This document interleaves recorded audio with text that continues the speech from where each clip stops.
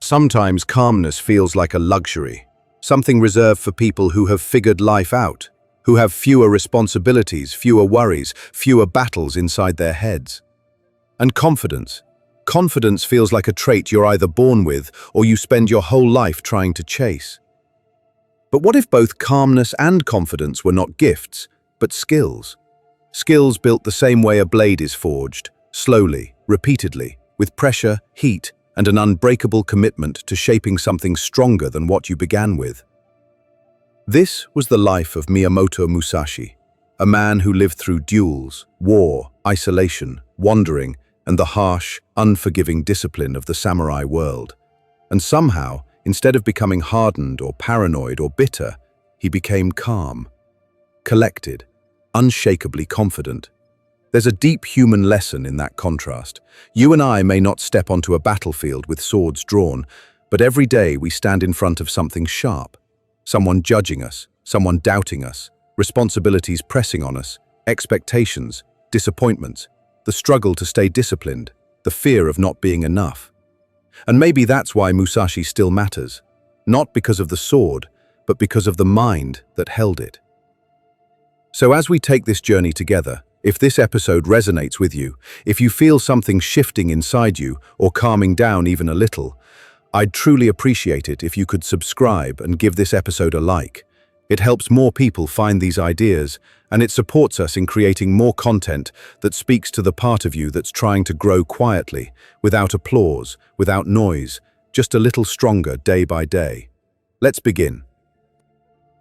It's said that Musashi walked into every situation with the same steady presence. Whether he was facing a master swordsman, traveling through unknown mountains, sitting in meditation inside a cold cave, or painting a quiet landscape, his presence didn't change. There was a constancy inside him, a way of living where the world didn't get to decide who he became moment by moment. That's the core of calmness. Not the absence of stress, but the refusal to be rewritten by it. And confidence was simply the shadow of that calmness. When you don't break from yourself, the world cannot break you. People often imagine confidence as loud, expressive, bold, but Musashi's confidence wasn't arrogant. It wasn't theatrical. It was the presence of someone who had seen himself clearly enough to stop being shaken by temporary things. And that's maybe the first truth that modern life hides from us. You don't become calm by controlling the world. You become calm by controlling what the world can control, inside you. Musashi understood this deeply.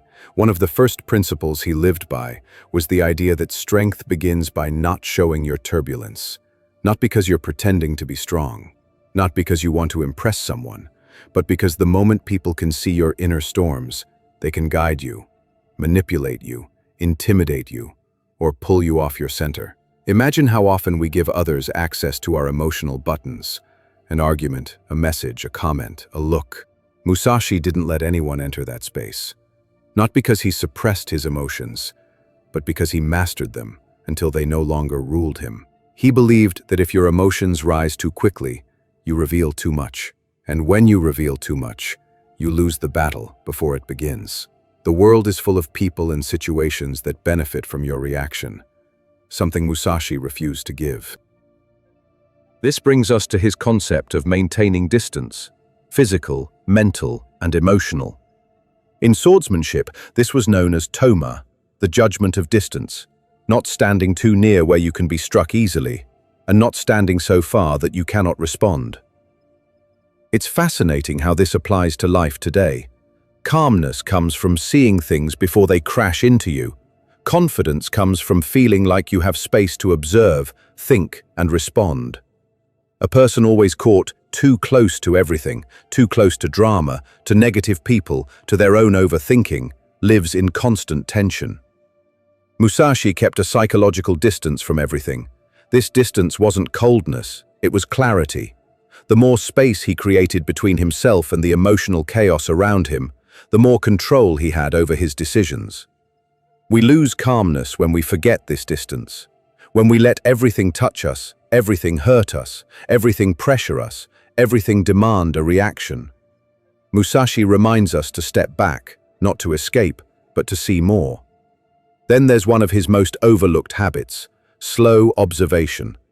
People today rush through everything: conversations, decisions, reactions, even rest. Musashi lived in a different rhythm. He walked slowly, watched slowly, moved slowly, not because he was hesitant, but because he understood something powerful. When you slow down your observation, you sharpen your perception. And when you sharpen your perception, you rarely get surprised. Think of every moment you acted out of panic, every decision you made because of speed, not clarity, every fight or argument or mistake that happened because you didn't pause long enough to see the truth. Musashi never rushed into a moment. He let the moment reveal itself. That's what made him calm. That's what made him confident. Confidence is often nothing more than clarity, clarity earned by slowing down enough to actually see what's in front of you. Another forgotten Musashi concept was his commitment to non-decoration. We usually think of samurai as warriors with flashy armor and intricate weapons, but Musashi rejected all of it. He wore simple clothes, carried simple tools. He believed that decorating yourself, externally or emotionally, was a sign of internal instability. People decorate themselves with loud attitudes, expensive things, dramatic behavior, or unnecessary complexity because they're trying to cover an emptiness they haven't addressed. Musashi stripped himself of anything he didn't need, not out of minimalism, but out of discipline. When you carry less, you can move more freely. When you care less about what the world thinks, you can live more honestly. The calm person isn't trying to prove anything. The confident person isn't trying to look confident. Their presence, not their appearance, does the work. And then there is one of Musashi's rarest teachings, the art of breaking rhythm. Every confrontation, physical or emotional, has a rhythm. Arguments have rhythms. Relationships have rhythms. Even your inner negative thoughts have a rhythm. When someone is trying to intimidate you, they move fast. When someone is trying to guilt you, they move slow. When someone is manipulating you, they create an emotional up and down tempo. Musashi was a master at breaking rhythm, by disrupting the tempo of the moment, sometimes by slowing down, sometimes by refusing to respond, sometimes by acting sooner than expected. He took control of the energy in front of him. The calm person is not someone who avoids conflict. They are someone who chooses the rhythm. They dictate the pace of the moment. And confidence, it is simply the natural result of being the one who sets the rhythm. Another powerful, often unspoken part of Musashi's strength came from something uncomfortable: brutal self-honesty.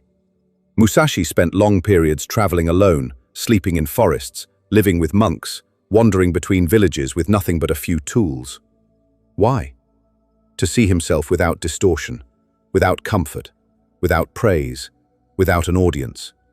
He stripped away excuses, faced his own flaws, and confronted the hard truth of who he was and who he wasn't.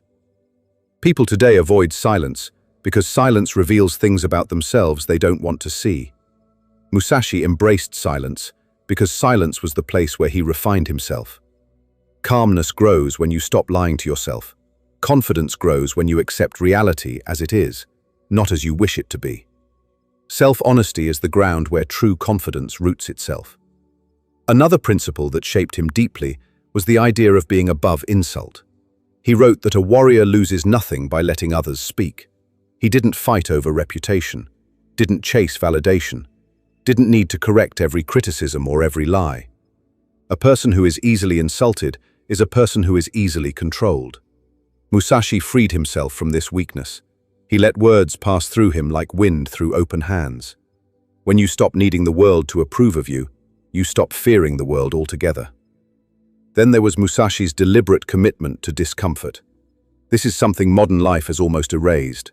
He slept on hard floors, walked long distances, chose the harder path whenever possible. Why? Not because he enjoyed suffering, but because he understood something that most people never learn. The person who stops fearing discomfort becomes unstoppable. Calmness is easier when hardship isn't a threat. Confidence is deeper when you know you can function even in difficulty. Comfort weakens, discomfort strengthens. Musashi chose the stronger road every time, and yet Musashi wasn't just a warrior. In his later years, he retreated to Reigando Cave, where he painted, carved wooden sculptures, practiced calligraphy, and reflected. These weren't hobbies, they were part of his training. Calmness grows from activities that require patience, precision, and attention. Carving wood doesn't tolerate rush. Painting doesn't reward tension. These arts trained him to breathe, to focus, to slow down his pulse. Confidence is not only built in battle, it's built in craftsmanship, in the quiet excellence you pursue when no one is watching. Then we reach one of Musashi's most profound teachings, rarely discussed outside deep study of his work. The principle of not two. Most people live divided. There is them and the moment they are in, them and their fear, them and their thoughts. That separation creates hesitation. It creates anxiety. It creates overthinking. Musashi's philosophy was to become one with whatever he was doing. When he fought, he became the fight. When he carved wood, he became the carving. When he walked, he became the step. When you stop dividing yourself from your actions, when you act fully instead of thinking about acting, calmness appears naturally because you are no longer in conflict with the moment, and confidence rises because doubt has no place to enter. Calmness is unity with the moment. Confidence is unity with yourself. And maybe the deepest lesson we can take from Musashi's life is this: calmness and confidence were not things he waited for. They were things he lived into. One choice at a time, one observation at a time, one disciplined day at a time. He didn't chase improvement.